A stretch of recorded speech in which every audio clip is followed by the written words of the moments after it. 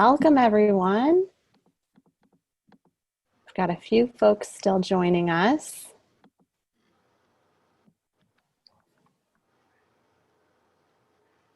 All right, we'll go ahead and get started. Hi, everybody. I'm Susanna Hermann from Oblong Books in Millerton and Rhinebeck, New York. And I am joined by Amber Brown from Quail Ridge, who will introduce herself in a moment. And before we get started, I just wanted to let you know a couple of things. We want to take a moment to thank our conference sponsors whose support helped make this incredible event happen. HarperCollins, Hachette, Simon & Schuster, Sourcebooks, Blackstone Publishing, Scholastic, and Penguin Random House. We want to remind you to follow the conference's code of conduct and that we're all considered competitors and there can be no discussion on terms or boycotts. Please read our policies on the New Voices, New Rooms website, and I believe that will also be in the chat. And you're in the pre-order session. Yes. We're really excited to talk to you guys today. We'll be talking for about 30 minutes and then we're going to open it up to questions. But also, of course, feel free to use the chat function at any time. We're each going to introduce ourselves and talk briefly about the size and scope of our stores, and then we'll get started. So I am Susanna Hermann from Oblong Books in Millerton and Rhinebeck, New York. We have two locations. We're a medium-sized store about 100 miles north of New York City, and we've been around for 45 years this October. Prior to the shutdown, we were doing about 150 events a year, a mix of in-store and pre-orders and events kind of go hand in hand, but we aren't really going to be talking that much about events at all. But we do extensive pre-order campaigns, primarily with signed copies and local authors. Hi, I'm Amber Brown. I've worked at Quail Ridge Books in Raleigh for about 4.5 years now. We are quite a large store in North Carolina, and we're having our 36th birthday next month, so that'll be very exciting. And we also try to have a lot of pre-order campaigns, mostly because I insisted upon it since I'm a big part of both the science fiction, fantasy, and the young adult communities, and it felt like a missed opportunity. So nice. So Amber, do you want to start us off by talking about why do we do pre-order campaigns? Why are they important for us to spend time making happen? Yes. So pre-order campaigns, as I'm sure a lot of you know, are important for everybody. They are important for the authors because the sales are attributed to that release day.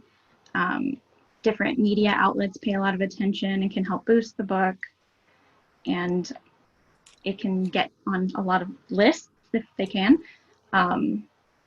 Also, customers don't have to remember the release days, which for me is a huge help.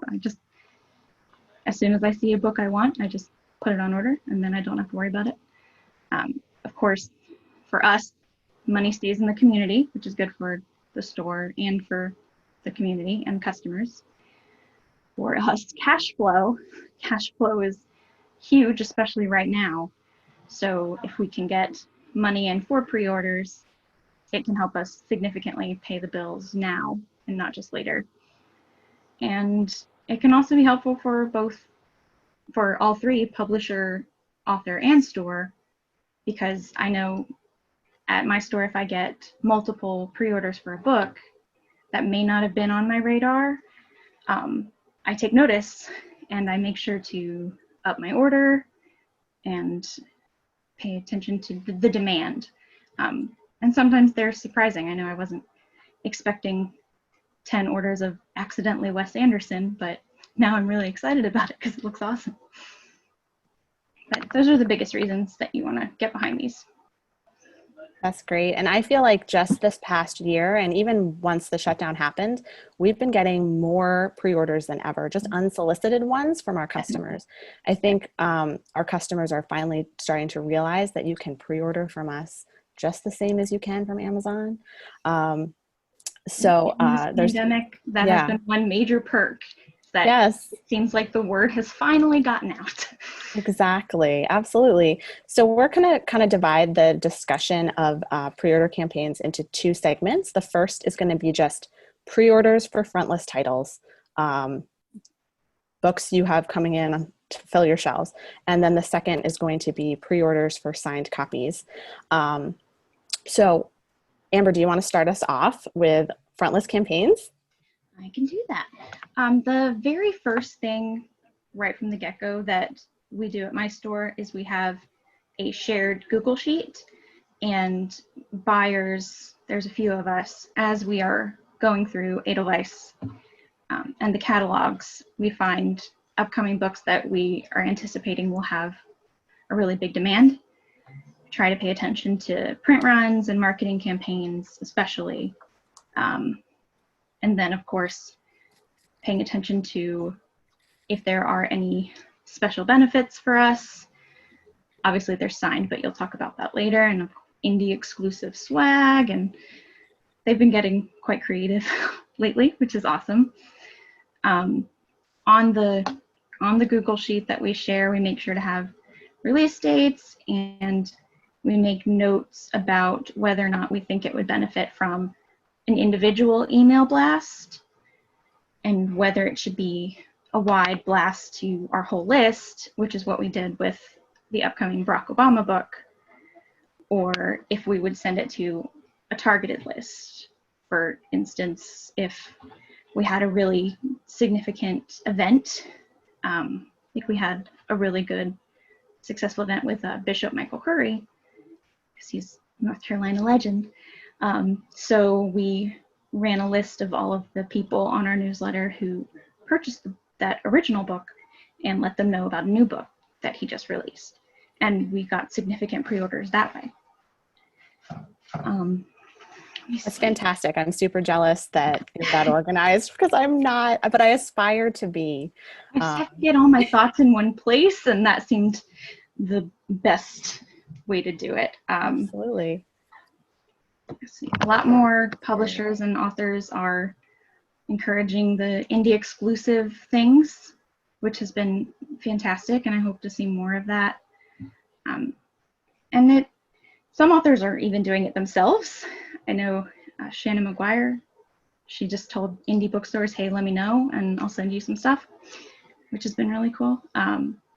It may seem small, but trying to get your floor staff to be aware of certain books coming up can be really beneficial when a customer buys a backlist title or they ask about an upcoming title. It's easier to just go ahead and encourage them to pre-order it, and we can let you know as soon as we have it, and you'll have it day one. Obviously, they can't remember everything. I've tried, hence the spreadsheet, but it helps a lot. And then we also have a list of anticipated releases on our homepage for people who are just browsing, and we get things from that as well, which is great. That's great. At our store, I don't use a spreadsheet, but I do make an Edelweiss collection every month. Right about the 15th of the month, I look at the next month's, what I call my hot titles, which I run a sort in my POS that shows me everything we've ordered more than 3 copies of. And then from that list, I sort of cherry pick the stuff I think are going to move the best and I want my staff to know about. I dump them onto an Edelweiss collection and I send that out to all my booksellers. I do the same actually with staff picks. I make a separate collection each month for our staff picks, just so that they know what's going on. I mean, I'm the buyer for our store, and I feel like I'm the only one who knows all this secret information about what's coming out, and my booksellers don't get it until they open the boxes, which isn't super helpful. So having some sort of communication with your staff about what's coming out is always good, I think. I saw in the chat that Angela had a note about having trouble convincing people to pay for a book months ahead of time. I totally feel you on that. The weird thing is that they're just doing it anyway. I'm not strong arming anybody. And during the shutdown, we transitioned to requiring prepayment for all special orders. Yeah, and I think a lot of stores made that change as well. And I always think of a pre-order as a gift to your future self. You pay for it now, you forget you bought it, and then in 2 months you get a present from your past self. It's great. So anything that sort of messages it super positively and in that sort of way, I think will help people kind of get it and understand why it's like, it's a fun, great thing that they can do for themselves, but also for the bookstore and the author. Yes. Absolutely. We took away the pay in store option for the website during this pandemic, and I honestly don't think we're going to put it back because it's been really beneficial that way. Absolutely. It's so much easier to refund somebody than it is to chase down them to pay you when the book has arrived and they don't want it anymore. Definitely. So should we move on to signed copy pre-orders? I think so. Let's do it. This is my nerdiest subject. I'm super psyched about talking to you guys about it. So what I found in our store's experience is that you have the biggest opportunity for sales when you have partnered with an author, a local author, preferably, with a strong social media presence or digital following of any kind to do exclusive signed copies of their book. So as a buyer, as I'm doing my front list order, I'm trolling that list for local authors, whoever has a new book coming out. And then the moment I see that they do, I get in touch with them or their publicist. And I say, hey, we want to do signed pre-orders for your author. Here's what we're going to do. You're going to have a landing page on our website that is just for that author. And we are going to provide signed copies. We can ship all over the world. And we are good at doing this. We know how to do it. And we're going to sell a lot of books. That's my message. And once I get a yes, and I rarely get a no, then we build a page on the website so that the author has their own landing page. And what I actually do for all my signed copies is we create a custom signed edition on our website. We don't just list the book by its ISBN because I have found, it's really hard to sort those from the regular copies of the book. And it also, I'll drop it into the chat, but we also put in the item title, it won't let me paste into the chat. That's bananas. Well, if you go to our web, I can just type it in. Okay. We put in the item title, the fact that it's an autographed edition, so that the customer has no question that they're getting a signed copy. It's right there in the name of the thing they bought. And we also will put in, if we know when the item is going to ship, we'll put in the estimated ship date in the title of the item. So, so there's no question, I ordered this book, when does it come out? Or even, sometimes we work with authors where the book might pub in September, but we're not going to get our signed copies till October. So I put ships in October. I just try to be really upfront, and that really cuts down on them reaching out, being like, hey, when's my book coming? What's happening? It's super helpful. So we create that landing page, that signed copy book, and we ask them to post it everywhere. I've worked with authors who have extraordinary Instagram presence, Twitter. We even have one author who's not really big on social at all, but she has an email list of like 6,000 gardeners. And she's a gardening writer, and we've sold hundreds of copies of her book to these folks all over the country. So I will say that if they don't have a strong social media presence, it's much, much harder to have a successful campaign. Really all this traffic is coming from their fans. And if they don't have a way to talk to their fans, those fans are not going to find out about the book. So I would say, if you have we only have limited time to spend every day on this. So pick your biggest fish, I'd say, first, for sure. And then logistically speaking, if it's a big enough campaign, like if you think you're going to get 100 orders, which would be awesome, we actually, on our indie commerce site, create a custom web order status for that item. So all 100 orders are changed to a status that has the name of the book in it. And that way we can just dump all the orders in that status. It's essentially a payment received status for those of you who use indie commerce. sites. And then when we're ready to fill the orders, we can bulk download all the shipping addresses and do a bulk shipment, which saves so much time than trying to do each order individually. So that's sort of my tip on that. I would also say if you are able to offer personalization, that's always a nice thing. It does significantly complicate your campaign, I find. If you think you're going to be doing like over 100, if it were me, I would try not to do personalization. It just becomes a collation nightmare. And I don't like that. It's too stressful. So, but it is a nice thing to offer if you're doing a smaller campaign and you have an author who doesn't mind doing it. So. Yes, I can learn from you. Amber, well, let's see, where are we in our list? Somebody asked about, where did it go?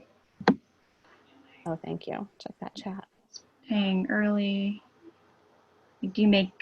Does everybody pay ahead of time? Which I know we do, especially for, if it's going to be personalized, you absolutely have to prepay. Yes, we've had people say, oh, never mind, I don't want that. And then it's really hard to sell a book that's signed to George, and you got to find somebody named George to buy it. Yes, absolutely.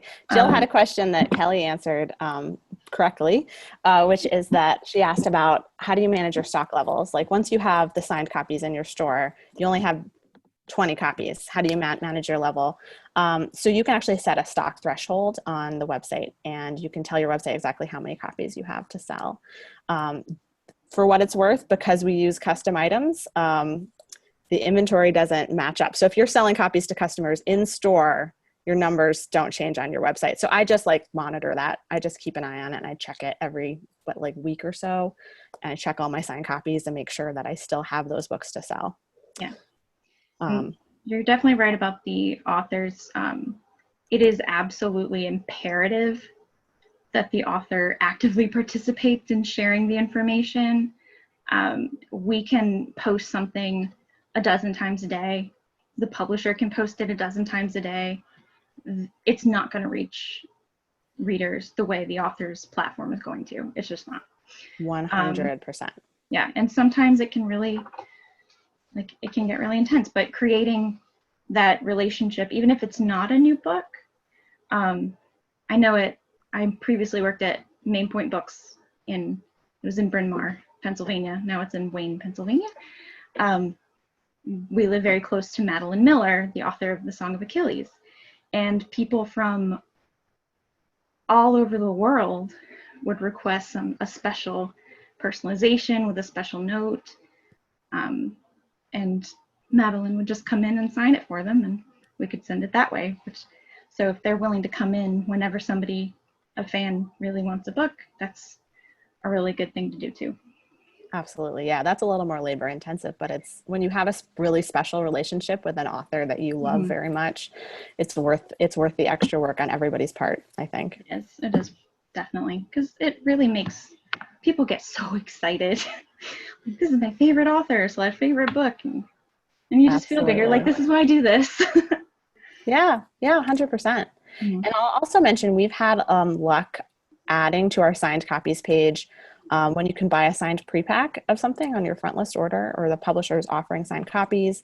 I've started just this year throwing those up on our signed copies page in advance of publication, and it's done very well. We promote them in our newsletter when they get closer to pub date, but we find that people will just browse that whole page and they'll be like, oh, this is cool. I can get these books that come out in January. I'll just order them now.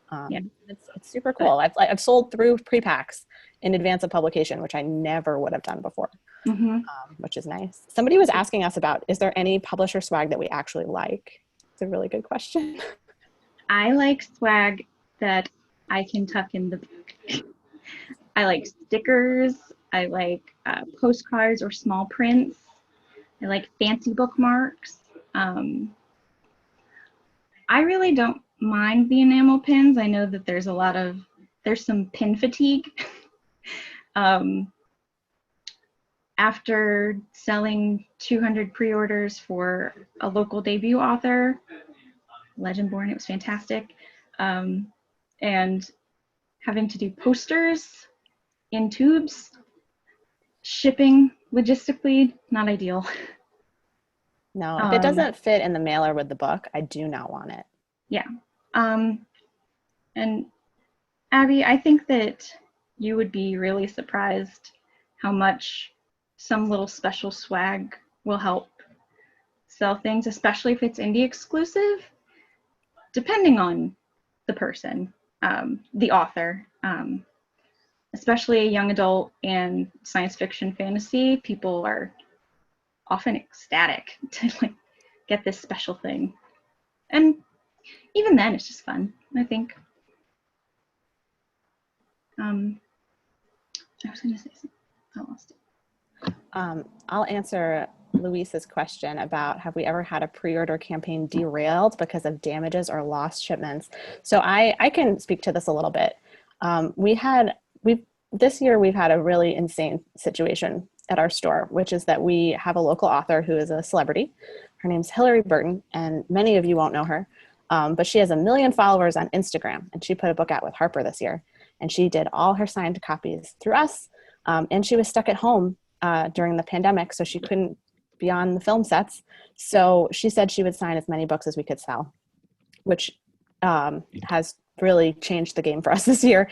So we've shipped 8,000 copies of her book to different people. But prior to this, my biggest campaign ever had been 400 books. So I learned a lot this year. If anyone ever has needs advice in the massive book shipment category, please get in touch with me. I'm happy to provide it. But I can speak to damages and lost shipments, because when you send 8,000 books, you have damages and lost shipments.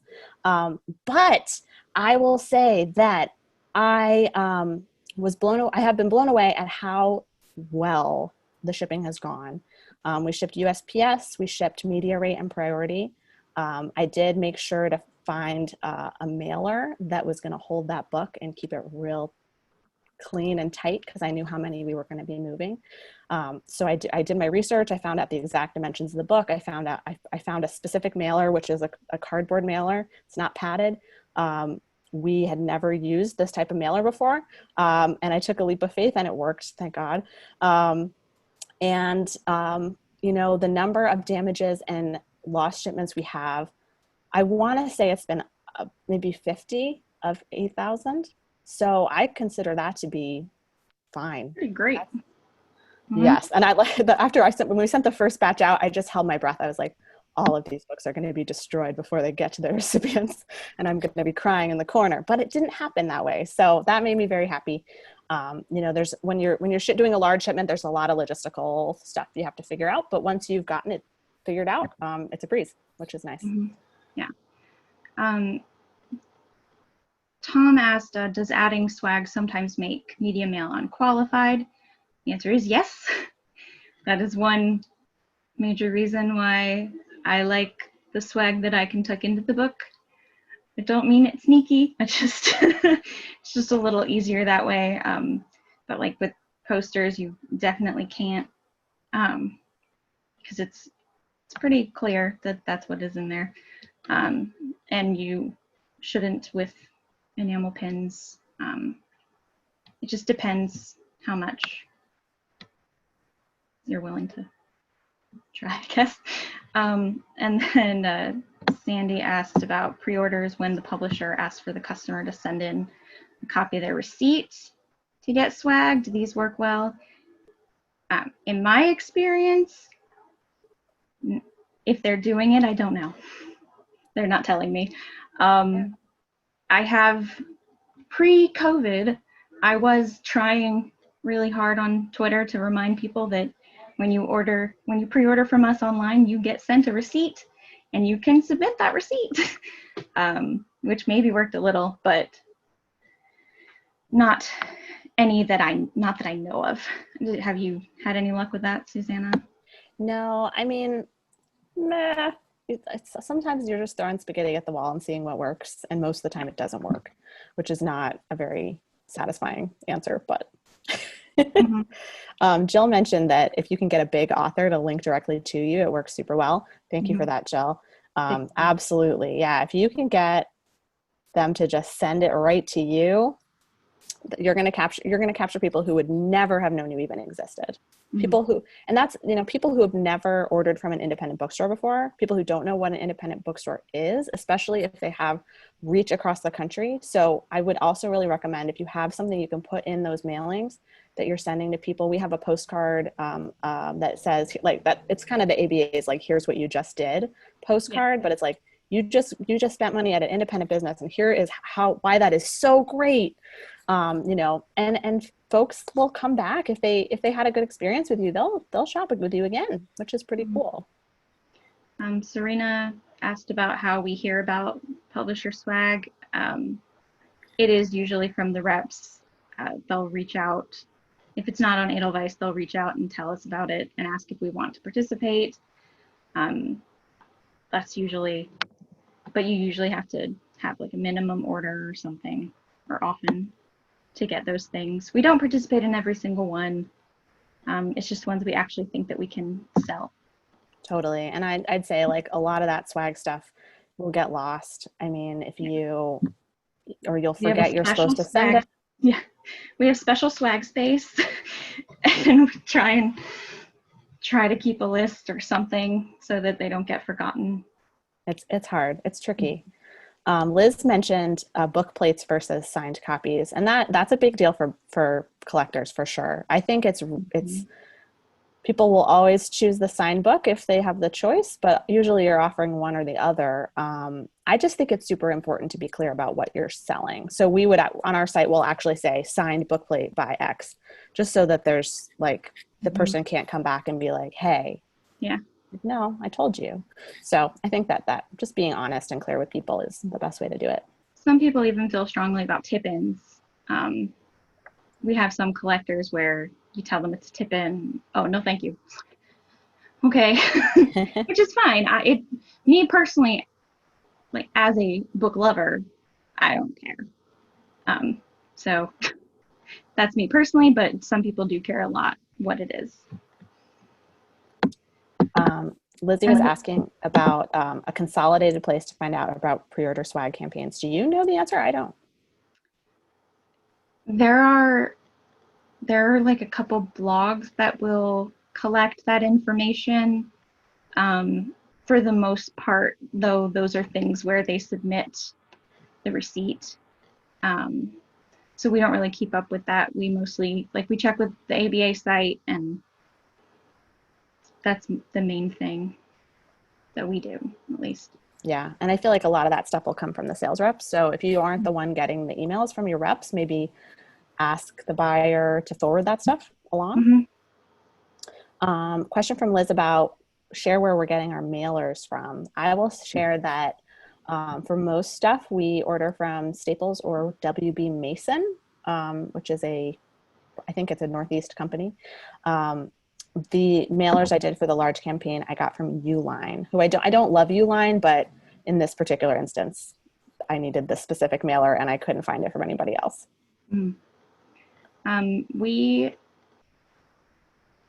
I've been looking at mailers, but we actually tend to get small boxes from Carolina Packaging, which is a local company, because they, especially with everything happening with COVID, we would call them and they would be there in a couple hours with anything we needed. And they're a local business, so we want to support them. And they're always willing to work with us. So that's the main place that we get our stuff. Even though it's a little more expensive, but so are we. So works out. Absolutely. Someone's asking in the chat about doing media mail, but switching to all first class at the holidays, considering that for pre-orders because of the swag and being able to include other stuff. Yeah, I think we all have to be really clear in our messaging through the holiday season about fulfillment time. Mm-hmm. So, if you're taking, luckily most of the big books will be out by mid. Goodness gracious, Obama, I hope you're the last book I have to deal with this year. But Obama. definitely, definitely be super, super honest with your customers about what this holiday season is going to look like for fulfillment. I think people will really appreciate that. And I would also say for pre-order campaigns, if the book isn't signed and you're shipping it, consider routing your order directly through Ingram direct to home. You can have them back order it. Ingram will probably ship it, possibly even to arrive on pub day, though I can't promise you that. Maybe someone knows better than I about how Ingram does that.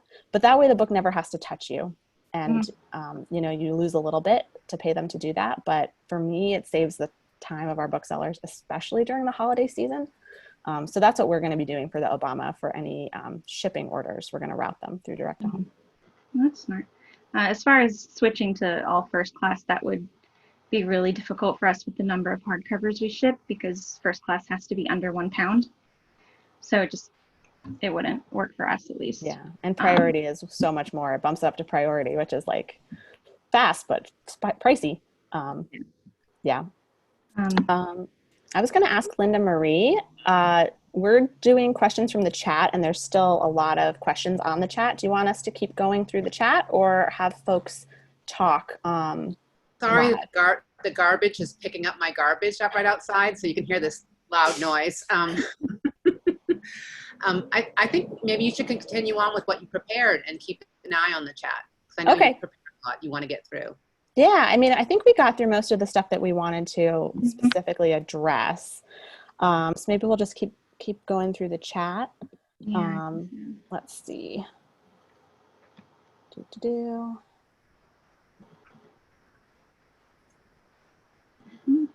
Sorry, you guys have been chatting away. I love it. We got really behind on the chat. Emmanuel asked about lost books with no insurance and whether we refund, credit, ignore. Do not ignore, because that never works out. It will sometimes depend on the size of the order to an extent.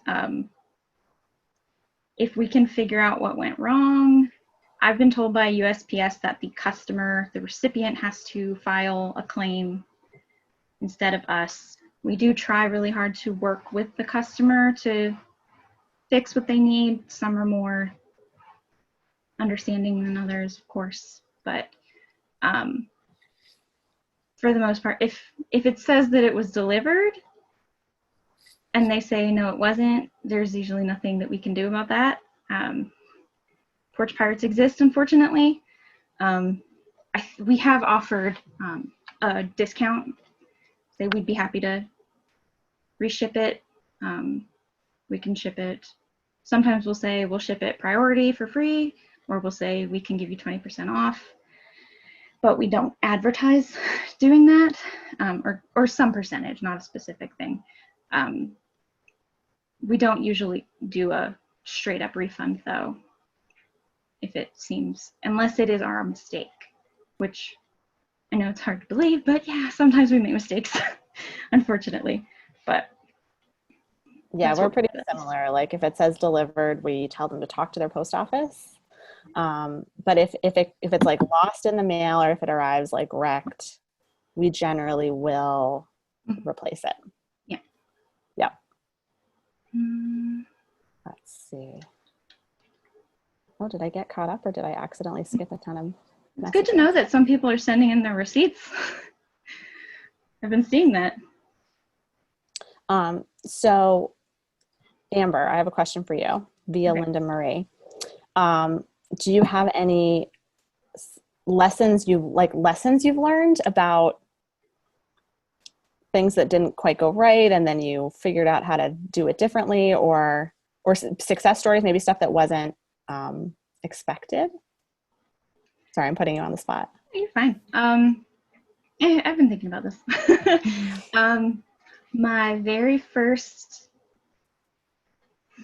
3 or 4 months working at my store, while we were in the middle of moving to a new location,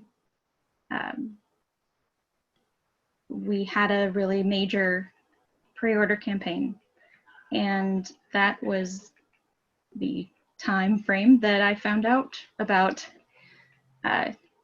in the indie commerce card timing out, and also when I found out that it is very important to make absolutely certain that you have that payment before you send the book. It wasn't an absolute disaster, but it was also not an ideal situation at all. But people are surprisingly not willing to reply to you when you're trying to get payment sometimes. Yeah. Yep, I hear you.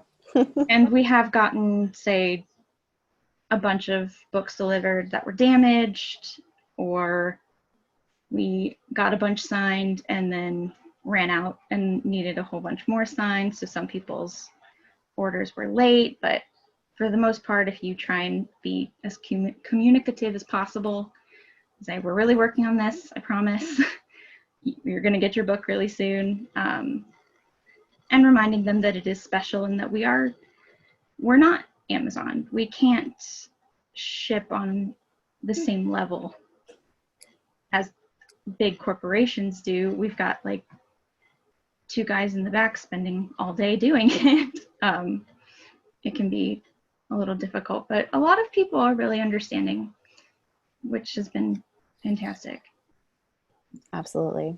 And I'll speak a little bit more about doing a larger size campaign of, I would say about like maybe 100 books-ish or even 50. If you've collected all of those orders in advance, that you're usually prepping them for shipment for pub day, right? So I think it's important, to make sure you're ringing those sales through your POS on pub day or during pub week. If I don't know about how all of your POS systems work, but for ours, if they're rung through the POS prior to pub week, they aren't going to count on your New York Times reporting. So, and that is super, super important, especially on a larger campaign. So make sure you're doing that. And, consider all the different ways that an order can come into your store, right? So they ordered 1 copy of a signed book. They ordered 1 copy of a signed book and it's personalized. They ordered a signed book and a bunch of other stuff that's in stock. They ordered a signed book and a bunch of stuff that's not, other books that aren't out yet. You guys know what I'm talking about because that's all we've been doing all year. But that's true with pre-orders too. So I tend to try to like filter the problem orders or the complicated orders out and just focus on the simple ones and turning those out as fast as possible. So before the book comes out, I find out what the dimensions are, what the weight is going to be. Also, if you're selling a really heavy book, if you're creating a custom item on your indie commerce site, you can actually upcharge the shipping on that particular item. So you can have it automatically charged with an extra buck if you need to pay for that extra cost to ship. So keep that in mind and figure out what kind of mailer you want to use. We had one beautiful hardcover book, jacketless hardcover, which is my favorite, right? Jacketless hardcover, so much less damages, except we found that if we mailed it in a padded mailer, all the corners rubbed off the book. So we had to put those in boxes, which cost more than a mailer usually. So, think of all that stuff ahead of time. Order in the quantity of supplies you're going to need. Often, if you order more, you'll get a better discount from your vendor. So if you think you're going to sell a couple hundred, order a couple hundred right off the bat if you can. There's a lot of logistics to making this all happen, but finding a space in your store to do this is also super challenging. Because this was all happening during the shutdown, we actually shipped them all out of my garage, which is, it worked. You know what? It worked. We were only allowed to have people working alone by themselves. So we have one person shipping these books. So keep that in mind. If you have an author coming in to sign, obviously making sure it's a safe way to do it. Everybody's masked and all that. But having a couple of people to help them to move those books through the signing process will go a long way. Getting, there's a lot of ducks to line up for this kind of stuff, but the payoff is huge. And it's well worth it. Let's see. I think my biggest frustration that I run into is when we receive the books or the swag or whatever, because when we get all the books on Monday, and it comes out on Tuesday, there are some customers really disappointed because they're not going to get their book on the day it's released. Like, sorry, we're trying really hard, but it's not going to happen. And I would really love for publishers to send them a little early. Friday is acceptable, earlier is better, but that's been, or when they say that we're going to get something and either we don't get it or we get something different. One place told us we were getting enamel pins and sent us pictures and things for social media, and then they sent buttons, and we had one person in particular who was very, very upset about that, about getting a button instead of a pin. But Wow. You can't make everybody happy. No, you can't. We try. We really try. We do. I will say that Kelly had a great point in the chat about making sure that your shipping rates are up to date and accounting for the cost of labor in your shipping rates. This is really important. And especially this holiday season, as Jill points out, there's going to be a temporary increase in USPS shipping rates through the holiday season. Google USPS shipping rate increase and you can find the chart. I looked at the chart the other day and I did not see media rate on there. So I don't believe that that's included, but obviously media rate at the holidays is a no-go anyway. So just make sure you're counting for all of that, and think about the cost of your mailer and the amount of time that folks are going to be spending packing on a larger campaign. Folks have been talking in the chat a lot about making assets available in Edelweiss for pre-order. I think that's great. It's a website we're all using, and that would be super helpful. And Abby asked about certain types of pre-orders as branding for the store, like more likely to take a pre-order for a certain genre of book. We'll do most things that we feel confident that we can sell. I usually do the sci-fi and YA ones that I feel strongly about, that I know from being on Twitter and Instagram that people are really excited about. And we do some like literary fiction, some nonfiction, things that our customers are excited about, even if it's not a local author. But when they're local authors, there's usually a lot more interest just because it's local. Definitely. Also, points in the chat about reusing the mailers you get from publishers. 100%, Candace. Oh, yeah. That is, especially right now, I'm actually asking our stores to totally hoard all their shipping materials so that we don't have to order anything through the holidays. We'll see how it works, but I'm hopeful. A number of times I'm walking past like where we keep the cardboard to throw away, and I'm like, this is a perfect size box. What are you doing? Why would you throw this away? Totally. Daryl Wrighton on the chat has a great question about in-store pre-orders. So people can pre-order books. They don't have to go to our website to do it, right? They can do it in-store as well. So for us, we just take those, we put them through our POS. With the in-store pre-orders, I do have them pay through the POS when they buy them, even though I know it's not going to count toward a week of sales, just because I need to capture the money, and there's no way to do that cleanly through my POS. What system do you have? I have WordStock. We had WordStock. On Anthology, there's a prepaid deposit option, which it can be a little time consuming, but we would rather go ahead and take the payment, and then that Monday, usually, because that's where the New York Times dates fall, we'll ring them all up and take the deposit, and that will mark it as a sale. That's great. Yeah. Do you do anything in store to promote pre-orders? Like, do you have any signage or anything? We have some signage on like our new releases area, and if it's like an upcoming event, we'll have it with our event stuff, but not for the most part. We have been sent a couple things like shelf talkers from publishers, and we'll put them up. Even if it's not something that we're actively promoting, it doesn't hurt. Yeah, absolutely. Daryl has a question about books arriving to the store damaged and how to keep that from happening with larger orders. So I would advise, if you're ordering 400 copies of this book, you're going to be ordering in carton quantity. And when you've got that many coming, they're probably going to deliver it on a pallet. And in my experience, pallet deliveries, the damage rate is almost zero.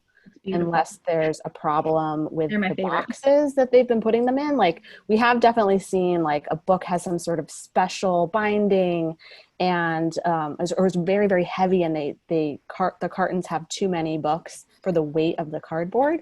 But that's really out of your hands. But I think with what you're describing in your chat, I hope you'll be fine. You should be fine. Yeah, I love when it comes on freight. Except when we all have to unload them. Do you organize your pre-orders yourself, or do you delegate some to booksellers? I organize mine, but I'm also the buyer, so I'm really like nerding out about this stuff all day long. But then once the books arrive, they're in the hands of our receivers to fill them. If it's just a regular pre-order where we might have a couple for each front list title. For the larger campaigns, I oversee them, but I do have staff help with that. Because I can't do all of it. I would die. No? Yeah, with the processing and things like that, we are fortunate enough to have somebody in our marketing department, I guess, who does all the social media and the website and everything like that. So I do work closely, and she does all the newsletters, all of that. So I work closely with her, and then I also work very closely with our receiving supervisor to make sure when the books get here and that they are here, that they're not completely damaged, that somebody went through them to make sure that they weren't completely wrecked, because that does happen. It's always a mess.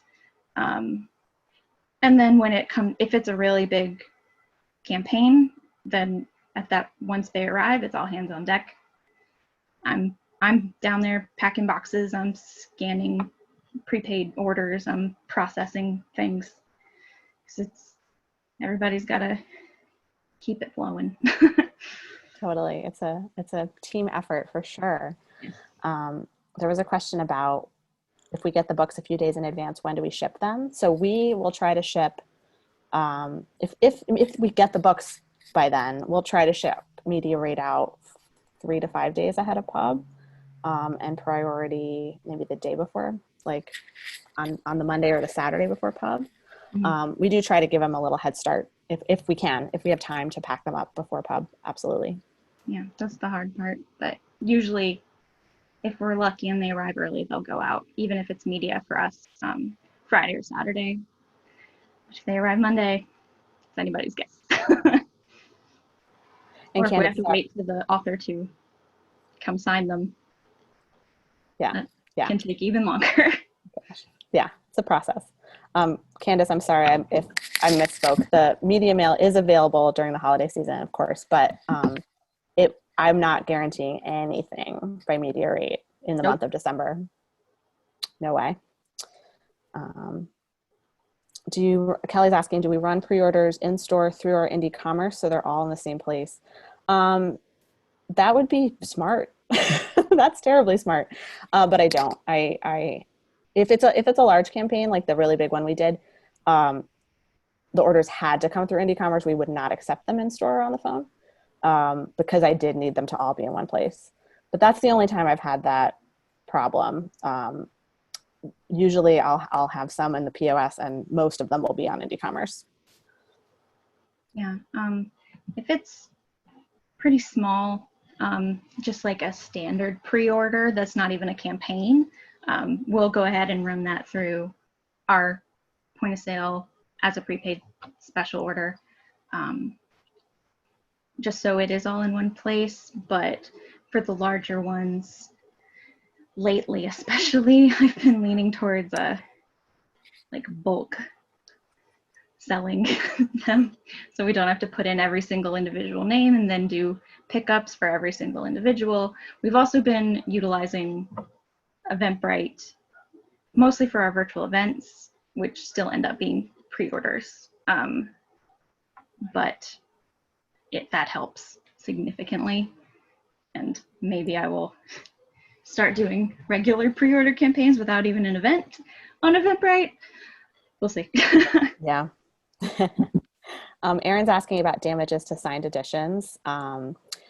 Yeah, if the book ends up in the customer's hands damaged, I will generally replace it if I can replace it, if I have more to replace it with. And if I don't, I will offer a refund. That's what we do. Yeah. My favorite thing is if it's the jacket, I will swap the jacket and damage out the unsigned copy, because it's the jacket that's damaged, not the book. So, and it works better and more customers are happy with it.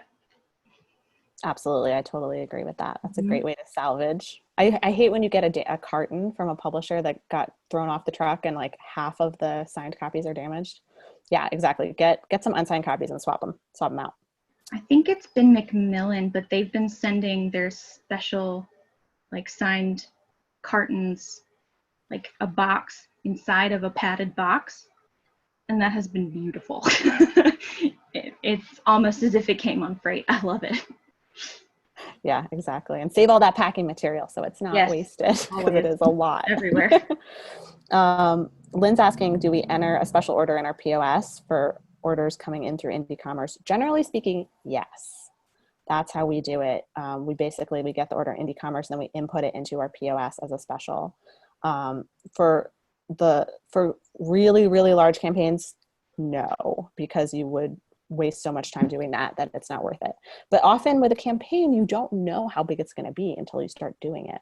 So once in a blue moon, I'll switch halfway through. Once I've seen we've gotten like 30 or 40 orders for a book, then at that point, I kind of switch up our flow. I create a custom status for those orders, and we just start throwing all of those orders into that status and don't enter them in the POS. And I can easily see on Indie Commerce how many of an item we've sold, especially with a custom item. So I know how many I'm going to need.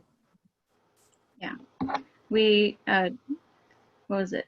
An event with Jenna Bush Hager was announced while I was at Winter Institute. And my poor inventory supervisor was panicked, and I was like, just take the money and don't put it in the computer. We will worry about this later, because they're just going to flow right in. And they just, which, then COVID, and that was a whole thing that I will not get into. That's not pre-order related. Totally. Things have been so weird this year. But I'm trying to stay positive that there have been so many huge promotions of indie bookstores and buying from indie bookstores on social media especially, and so many customers figuring out, oh hey, turns out you can do pre-orders just like the Evil Empire can. And virtual events have encouraged cross-country orders. We've been shipping everywhere, which has been really fantastic. Absolutely. I feel like our reach this year has grown so exponentially. It really has. It's really heartening considering how hard we've all had this year, just on our emotional lives and on our work lives. So that really kind of keeps me going in a way that I didn't know I was going to have. We have about 5 minutes left. I think we've gotten through most of the questions in the chat. If anyone has more questions, pop them in the chat. Yeah. And we each shared our email addresses in the chat as well, so please feel free to follow up with us about anything. We are, I don't know, I'm like a nerd, but I feel like if we all, we all work together and we all support each other, we're gonna crush it. Enjoy it. Crush it this holiday season. Yeah. October is the new December, isn't that what we're saying now? It's gotta be. My cat jumped on my desk. That's why I went all lovely. I'll also mention another indie commerce trick that you can enable. You can enable like a ribbon to display across front list titles that says pre-order. It's right on top of their author the jacket image. So that is a nice, easy thing that can kind of draw people's attention. And I think also a lot of people don't know they've pre-ordered a book. Like they order a book and they expect it to come and they didn't realize it doesn't pub for 3 months. So making sure you're communicating that when you do, like when you confirm the order with them, that's always helpful. People are, oh my gosh, look at your cat. I love it. I love it. This is Zephyr. My He's cat not is real bright. hiding. Let's see. Any This is last? for Louise. Cool. Yep. So, Anybody else want to show their cat? I'm always happy to look at people's cats. Same. But I'm gonna go attend the other event that's right after this, which is the the event pitches? Killer author pitches, and it's going to be really great. And I put the link in the chat, so you can register right now, and we'll look out for you. Jeez. I just want to thank Linda Marie and the entire team who's making this conference possible. It has been exceptional. It's been really great. I didn't know a virtual conference could be this good, so thank you. And I'm so pumped for Rachel Bloom tonight. Look, Pip and a cat. All right. I'll take a dog. I love dogs. This is Pippin. Oh, what a cutie. He's 17 years old. Oh. Oh my gosh, I love it. And we'll just remind everybody that if you want to save the chat, if there's stuff in there that you wanted to grab and you didn't have a chance, if you open the chat and click on the 3 dots, you'll see a save chat button and it'll download as a text file to your computer. So there's all kinds of good stuff in there. There's stuff we didn't even get to. So please do that. A lot of good information from everybody chipping in. Absolutely. So we can work together. Yeah. Yeah. Thank Let's you. go sell some books, you guys. Thanks. Thank you all so much. Thank you, Susanna. Thanks, Amber.